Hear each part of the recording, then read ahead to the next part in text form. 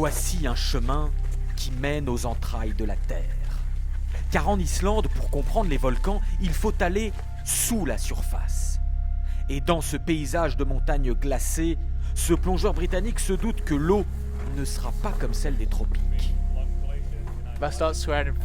Si vous m'entendez jurer en français, c'est que c'est froid. Température de l'eau, 2 degrés. Malgré les parties étanches de la combinaison, le froid saisit le visage et les mains des plongeurs. Qu'importe, le spectacle est unique au monde. Voici la faille de Silfra, le seul endroit de la planète où l'on peut plonger entre 2 plaques tectoniques, entre 2 continents. À gauche, la plaque eurasienne, à droite, la plaque américaine. Ici, très exactement, se joue une bataille géologique permanente. Les plaques s'entrechoquent, se frictionnent. Les plongeurs peuvent voir et toucher ces 2 parois, 2 forces de la nature qui, en se battant l'une contre l'autre, créent les tremblements de terre et les éruptions. Un émerveillement pour ces plongeurs et leur instructeur français. C'est super de pouvoir toucher les 2 continents et de les relier. C'est magnifique en tout cas.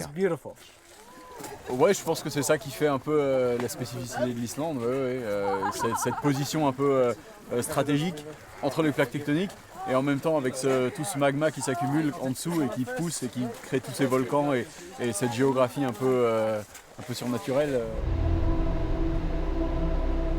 À 3h30 de vol de la France, perdue dans l'Atlantique Nord, l'Islande est une terre vivante, de cascades vrombissantes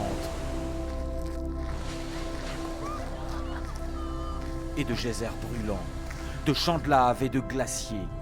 Avec 32 volcans actifs, c'est l'une des zones géologiques les plus turbulentes du monde qui intimide les touristes. Ouais, c'est impressionnant de voir tout ça, hein. C'est le cœur de la Terre, puis on se sent assez fragile à côté de tout ça, quoi, hein. On sent peu de choses. En 2010, l'éruption de l'Eyjafjallajökull et son panache qui atteint 11 000 mètres d'altitude paralysent pendant une semaine l'aviation mondiale.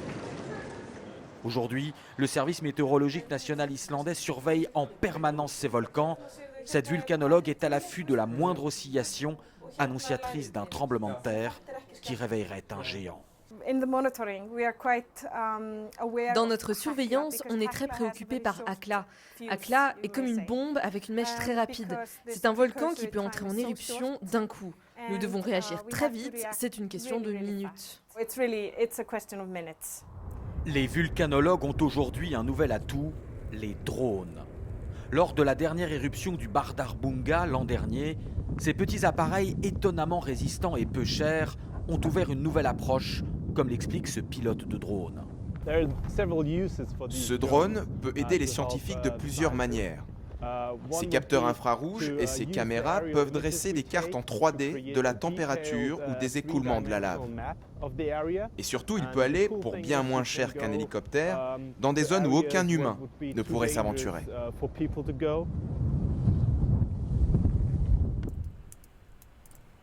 Des volcans dangereux et pourtant domestiqués. De celui-ci s'échappent ces tuyaux. En utilisant la chaleur du magma et la vapeur de l'eau, cette usine géothermique produit l'électricité pour alimenter une bonne partie de la capitale Reykjavik, comme l'explique la directrice de cette centrale. Les volcans sont dangereux. Nous devons le savoir et prendre nos précautions. Ce volcan-là peut entrer en éruption, même s'il ne l'a pas fait depuis 2000 ans, et on ne sait pas quand ça se reproduira. Mais on l'accepte, car les bénéfices de l'énergie géothermique sont si grands pour notre pays et pour notre population. La géothermie fait économiser des milliards d'euros au pays. En Islande, 100% de l'électricité est issue des énergies renouvelables. Les habitants se chauffent pour pratiquement rien et les volcans offrent même des miracles. Bienvenue en Islande tropicale. Dans ces serres, la directrice de la faculté d'horticulture apprend à une nouvelle génération d'Islandais à cultiver des bananes, du cacao, des aubergines, des piments rouges ou des fraises. Le pays des glaces est déjà autosuffisant en tomates et en concombres. En Europe, le coût de l'énergie est très important dans les cultures sous serre. Nous, ici, on ne paie quasiment rien en chauffage. Avec ces tonnes d'énergie gratuite sous terre, on peut cultiver pratiquement tout. Une énergie qui chauffe aussi ces piscines géantes naturelles comme le célèbre Blue Lagoon. Les Islandais savent depuis longtemps faire fondre leur glace avec le feu Mais ils savent aussi qu'il faudra toujours rester humble devant la nature.